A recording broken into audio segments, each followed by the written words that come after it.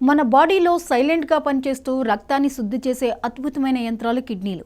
కానీ ఆధునిక జీవనశైలి, ఆహారపు అలవాట్లు ఈ యంత్రాల పనితీరుకు ఆటంకం కలిగిస్తున్నాయి. నేడు వయసుతో సంబంధం లేకుండా ప్రతి ఒక్కరిని భయపెడుతున్న సమస్య కిడ్నీలో రాళ్ళు. అసలు రాళ్ళు ఎందుకు వస్తాయి? అవి లోపల ఉన్నాయని మన శరీరం ముందుగానే హెచ్చరిస్తుందా? కిడ్నీలో రాళ్ళు చేరితే ఎలాంటి నివారణ చర్యలు చేపడితే క్యూర్ అవుతుందనే విషయాల్ని చూద్దాం. ఒకప్పుడు కిడ్నీలో రాళ్లంటే కేవలం 40 ఏళ్లు దాటిన పురుషులకు మాత్రమే వచ్చే సమస్యని అందరూ భావించేవారు. కానీ ఇప్పుడు సిచ్యువేషన్ మొత్తం చేంజ్ అయిపోయింది.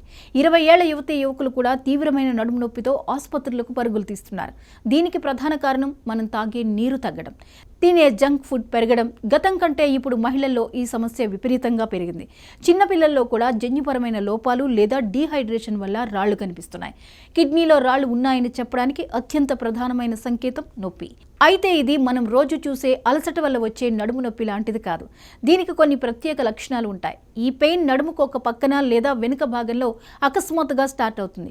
కిడ్నీలో ఉన్న రాయి కదులుతూ కిందుకు వస్తున్నప్పుడు నొప్పి వెనుక నుంచి పొత్తి కడుపు కింది భాగానికి, అక్కడి నుంచి గజ్జల వైపు పాకుతున్నట్లు అనిపిస్తుంది. ఇది తరచుగా వచ్చిపోతుంటుంది. ఒక్కోసారి ఊపిరి తీసుకోవడం కూడా కష్టమయ్యేంత తీవ్రంగా ఉంటుంది. నొప్పి ఎక్కువగా ఉంటే రాయి పెద్దది అని కాదు. ఒక్కసారి చిన్న రాయి కదులుతున్నప్పుడు కలిగే నొప్పి పెద్ద రాయి స్థిరంగా ఉన్నప్పుడు ఉండకపోవచ్చు. మన కిడ్నీలు సరిగ్గా పనిచేయడం లేదని చెప్పడానికి మూత్రం ఒక అద్దం లాంటిది. కిడ్నీలో రాళ్లు ఉన్నప్పుడు మూత్ర విసర్జన చేసే సమయంలో అనేక మార్పులు సంభవిస్తుంటాయి. మూత్రం బయటికి వచ్చేటప్పుడు విపరీతమైన మంట పుట్టడం లేదా నొప్పి రావడం జరుగుతుంది. దీన్ని చాలా మంది సాధారణ ఇన్ఫెక్షన్ అనుకుంటారు. కానీ రాయి మూత్రనాళంలో అడ్డుపట్టడం వల్ల కూడా కావచ్చు. మూత్రం ఎరుపు, గులాబీ లేదా గోధుమ రంగుల్లో వస్తుంటే అది తీవ్రమైన విషయం. రాయి కదులుతున్నప్పుడు లోపల ఉన్న సున్నితమైన కణజాలంపై గీతలు పడి రక్తం రావడం వల్ల ఇలా జరుగుతుంది. దీనిని హేమటూరియా అంటారు. మూత్రం సాధారణం కంటే ముదురు రంగులో ఉండి విపరీతమైన దుర్వాసన వస్తుంటే లోపల ఇన్ఫెక్షన్ పేరుకుపోయిందని అర్థం చేసుకోవాలి.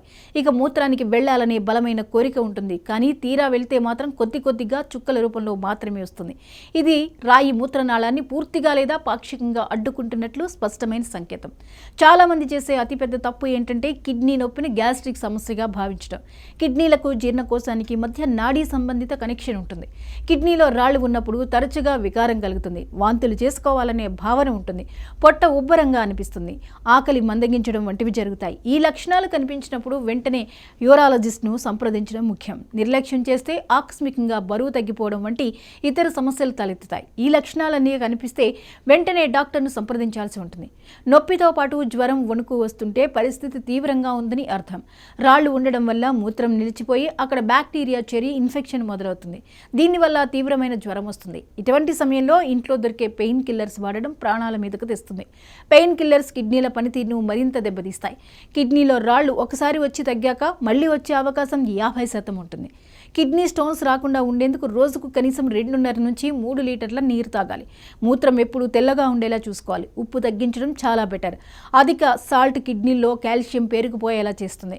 ప్రాసెస్ చేసిన ఫుడ్స్, చిప్స్ వంటి వాటికి దూరంగా ఉండాలి. నిమ్మరసం, నారింజ వంటి పండ్లు తీసుకోవడం వల్ల వాటిలోని సిట్రేట్ రాళ్లు ఏర్పడకుండా ఆపుతుంది.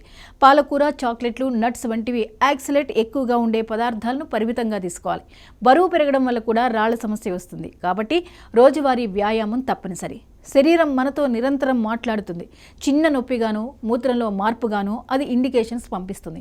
ఆ సంకేతాలను సకాలంలో గుర్తిస్తే కిడ్నీ రాళ్ల సమస్యలను శస్త్రచికిత్స అవసరం లేకుండానే కేవలం మెడిసిన్స్, ఆహార నియమాలతో తగ్గించుకోవచ్చు.